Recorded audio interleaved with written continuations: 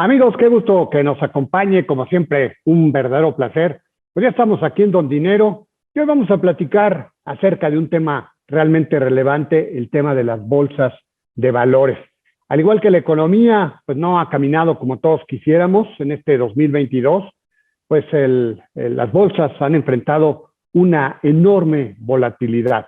Y hay elementos de sobra para explicar esta volatilidad que presentan las bolsas. Está el tema de la inflación, está el tema de las alzas de tasas de interés, un crecimiento menor, esto en la mayoría de los países. Y bueno, para las empresas estas circunstancias dificultan su panorama económico, su horizonte. Y bueno, pues la pregunta es, ¿seguirá la volatilidad? ¿Hasta dónde se tocará piso en los mercados?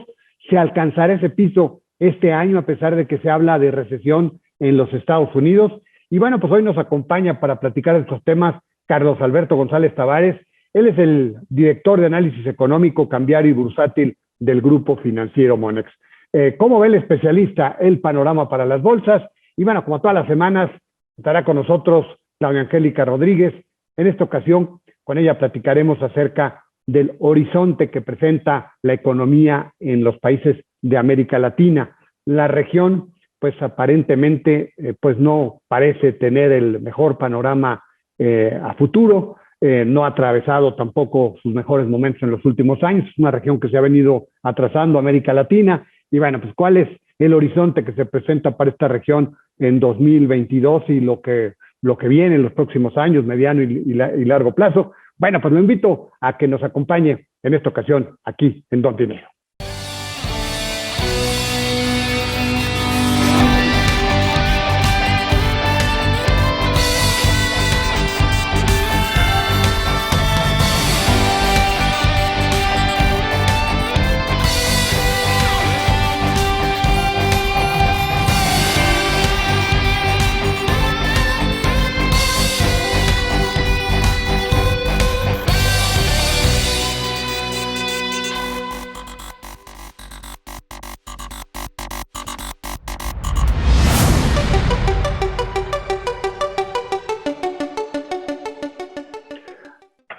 Bueno, ya está con nosotros Claudia Angélica Rodríguez.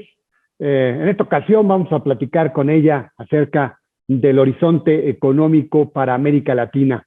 Una región que, pues sabemos, incluido nuestro país, se ha atrasado. Vino la pandemia, el COVID,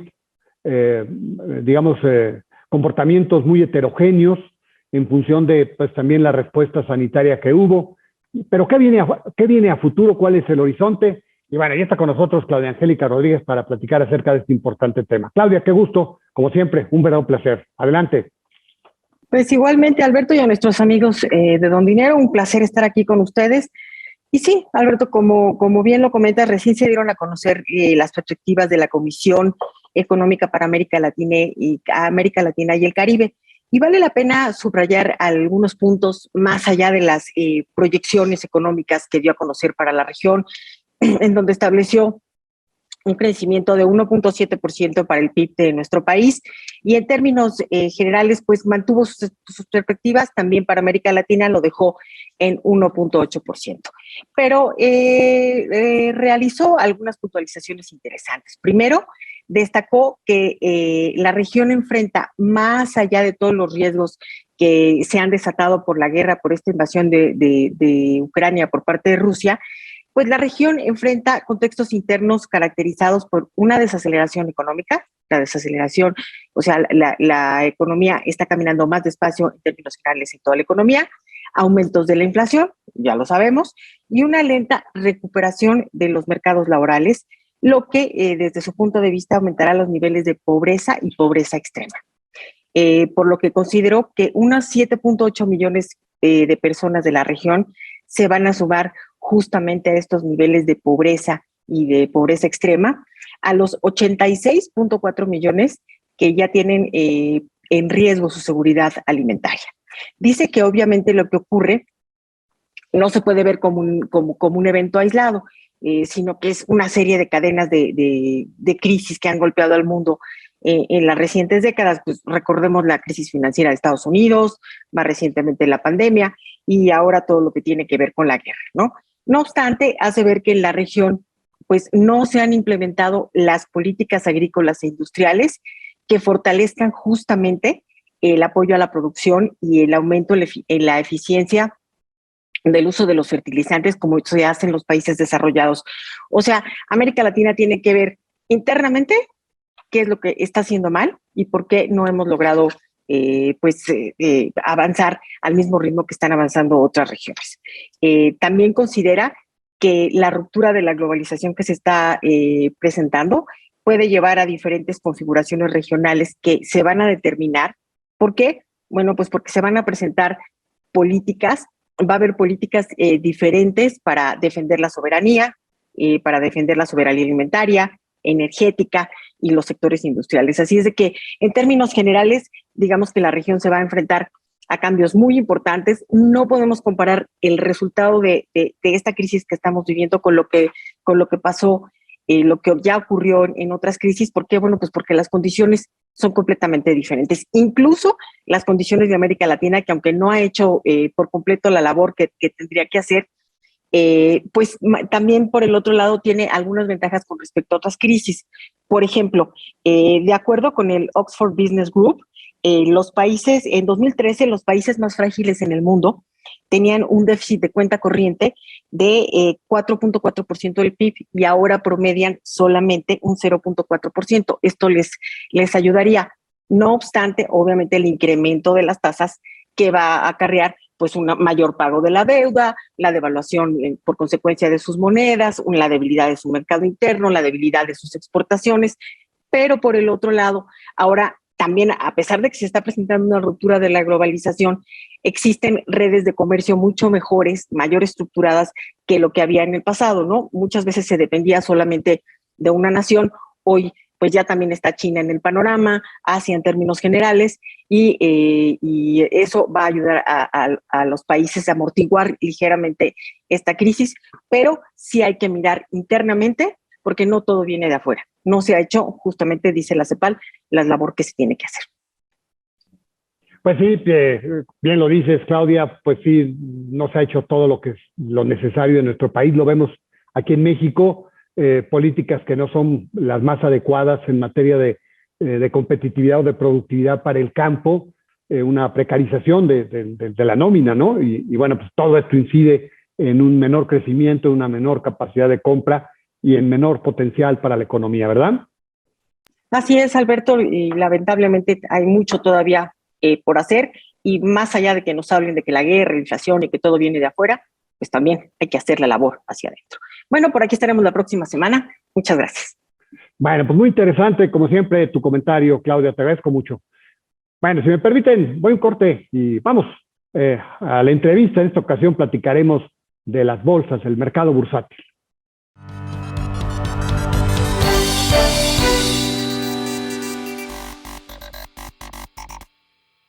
Hola, ¿cómo están? Buenas noches. Hola amigos, bienvenidos a Desarrollo Humano. Soy Gaby Soule. Amigos, qué gusto que nos acompañen, como siempre. Bueno, ya estamos pues aquí bienvenido en a Economía de Frente. En esta amigos, ocasión bienvenidos a una emisión más de su programa En Derecho. Bienvenido. Este es tu programa Factor Capital Humano. ¿Qué tal? Bienvenido a esta primera emisión. IDC también está en la televisión. La construcción está muy lejos de recuperar su... La carga por sí existía desde hace el Fondo Monetario Internacional. No te pierdas nuestra programación cubriendo temas como política, economía, corporativo, comercio exterior y temas de actualidad. Disfruta de la transmisión a través del canal 76 de Easy TV o a través del canal 168 en Total Play. También puedes vernos a través de las páginas de IDC de Facebook y YouTube. IDC TV. Sintonízanos de lunes a viernes.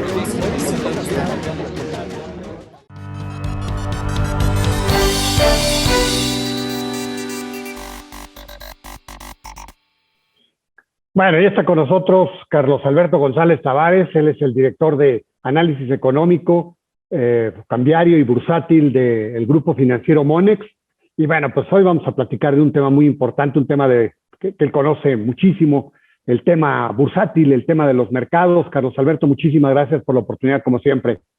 ¿Qué tal, Alberto? Un gusto saludarte.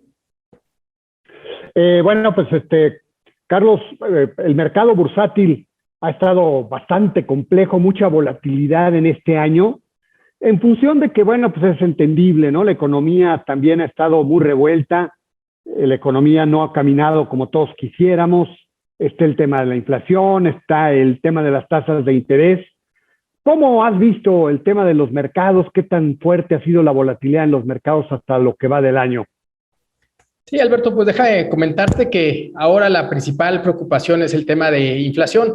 Recordemos que desde el año pasado se venía gestando un incremento inflacionario a nivel mundial, pero se pensaba que este incremento sería temporal. Sin embargo, hemos observado que esto se ha venido postergando y ahora la mayoría de los bancos centrales están anunciando una política monetaria mucho más restrictiva. Esto está empezando a generar cierta preocupación de que una política monetaria demasiado restrictiva podría generar, pues, no solamente una disminución en la inflación, sino incluso un escenario de menor crecimiento económico hasta la posibilidad de llegar a una recesión. Y es lo que ha provocado una fuerte caída en los mercados. Vemos, por ejemplo, que el Nasdaq durante lo que va del año ha tenido una caída de más del 22%, el Standard & Poor's una caída cercana al 13-14% y el Dow Jones una caída cercana al 9%, mientras que el IPC en nuestro mercado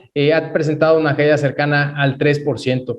Y prácticamente esto es lo que está definiendo el escenario de los mercados y generando esta volatilidad que hemos observado prácticamente durante lo que va del año.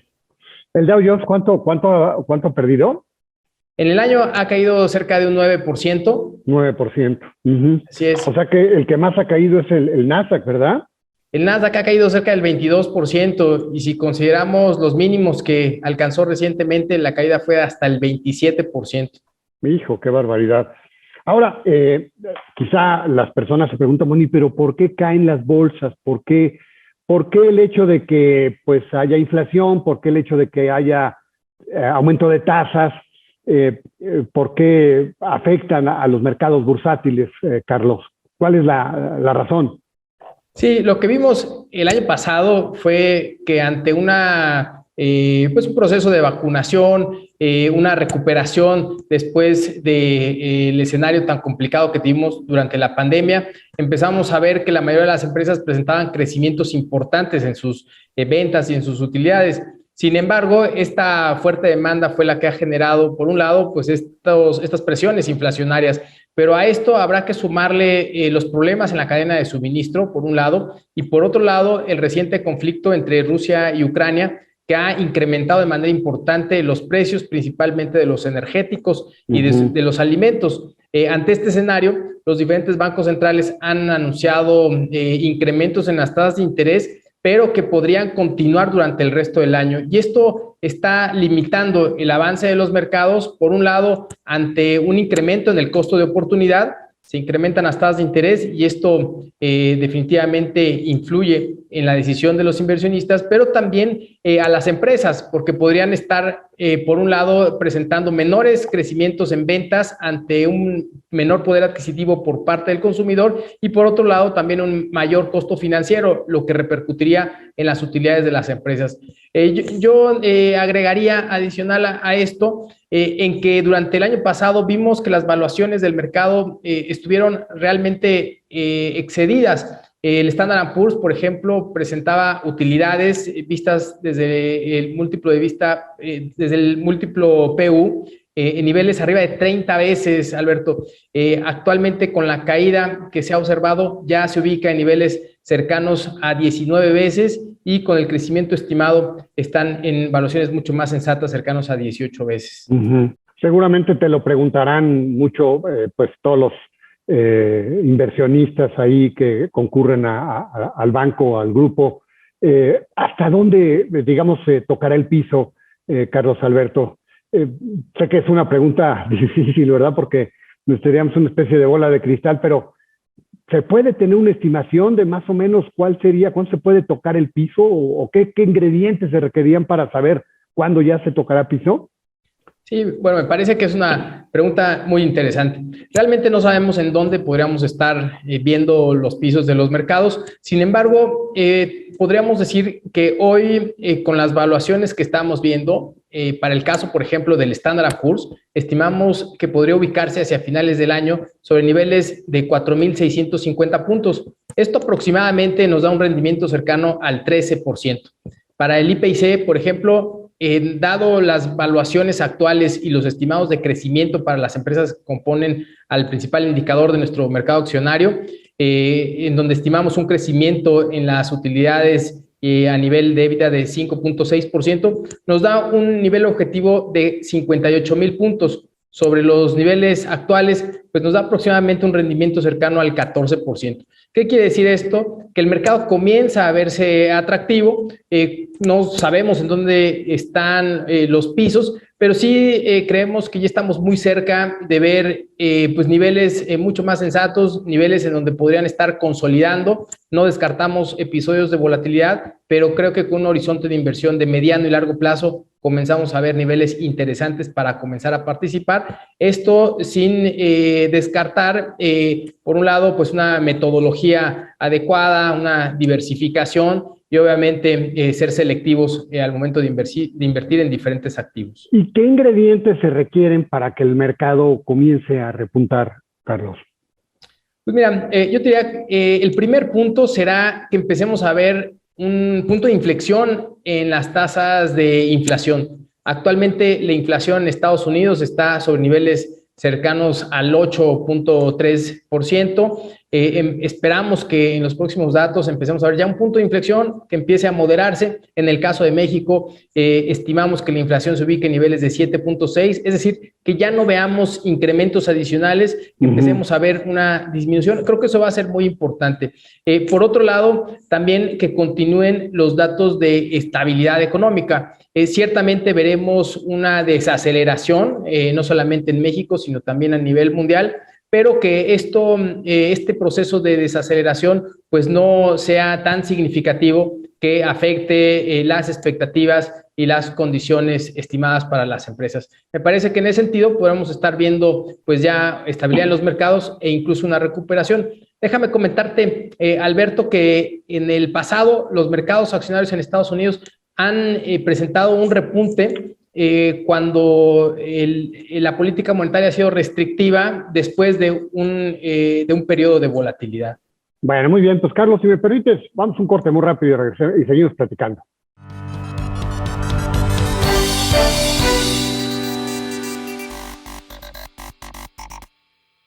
Hola, ¿cómo están? Buenas noches. Hola amigos, bienvenidos a Desarrollo Humano. Soy Gaby Solé. Amigos, qué gusto que nos acompañe, como siempre. Bueno, ya estamos aquí en bienvenido a Economía de Frente. En esta Amigos, bienvenidos a una emisión más de su programa En Derecho. Bienvenido. Este es tu programa Factor Capital Humano. ¿Qué tal? Bienvenido a esta primera emisión. IDC también está en la televisión. La construcción está muy lejos de recuperar sus niveles. El Fondo Monetario Internacional. No te pierdas nuestra programación cubriendo temas como política, economía, corporativo, comercio exterior y temas de actualidad. Disfruta de la transmisión a través del canal 76 de Easy TV o a través del canal 168 en Total Play.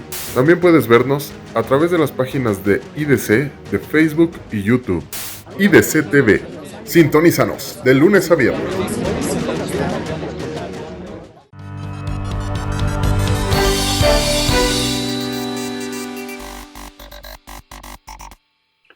Bueno, estamos platicando con Carlos Alberto González Tavares, director de análisis económico, cambiario y bursátil del grupo financiero Monex. Estamos platicando acerca del comportamiento que ha tenido el mercado, los mercados, las bolsas del mundo, en función de la volatilidad que se vive, en función de las condiciones que vive la economía global, menos crecimiento, inflación, aumento de tasas de interés. Bueno, todo esto afecta, por supuesto, a las empresas. Carlos, pues hay un tema que preocupa también mucho, el tema de la recesión de Estados Unidos. Hay analistas, corredurías que se han pronunciado en los últimos días en torno a que viene una recesión en Estados Unidos. ¿La estás viendo? ¿Sientes que puede haber condiciones para que esto se presente? Mira, me parece muy prematuro señalar sobre una recesión, principalmente en el caso de Estados Unidos. La verdad es que hoy la economía norteamericana se mantiene sólida, los datos presentan buenos fundamentos, mantienen su ritmo de expansión. Ahora, es cierto, mientras veamos incrementos en las tasas de interés, seguramente estará afectando a la economía y empezaremos a ver un proceso de desaceleración.